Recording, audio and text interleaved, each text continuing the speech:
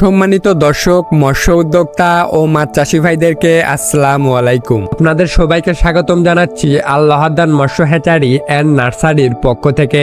আজকে আমরা আপনাদের মাঝে নিয়ে আসলাম উন্নত মানের সোনালী রুই মাছের পোনা। তো যে সকল মৎস্য উদ্যোক্তা ভাইয়েরা সোনালী রুই মাছ চাষ করতে চাচ্ছেন বা চাষের পরিকল্পনা করছেন, আজকের এই ভিডিওটি আপনাদের জন্যই। আজকের এই ভিডিওটি আপনাদেরকে সোনালী রুই মাছ চাষে অনেকটাই সহায়ক হিসেবে কাজ করবে। এই মাছটির গায়ের রং লাল এবং সোনালী হওয়ার কারণে অনেকেই একে লাল রুই, আবার অনেকেই সোনালী রুই বলে থাকে। এই লাল রুই বা সোনালী রুই একটি রুই জাতীয় মাছ। আমাদের দেশের মৎস্য উদ্যোক্তা ভাইরা অনেকেই এই লাল রুই মাছের চাষ করে থাকছেন পুকুরে। এই লাল রুই মাছ যে কোনো ধরনের পুকুরেই চাষ করা যায় এবং খুব দ্রুতই বৃদ্ধি পায়, যার কারণে এই লাল রুই মাছের চাহিদা ব্যাপক। বাজারে এই মাছের দামও রয়েছে ব্যাপক এবং চাহিদাটাও অনেকটাই এগিয়ে রয়েছে অন্যান্য মাছের তুলনায়। কোনো রকম ঝামেলা ছাড়াই এই লাল রুই মাছের চাষ করা যায়। আপনারা একক এবং মিশ্র দুইভাবেই এই লাল রুই মাছকে চাষ করতে পারবেন। তাছাড়াও খাদ্য তালিকায় যে কোনো ধরনের খাদ্য খাইয়েই চাষ করা যায়, যার ফলে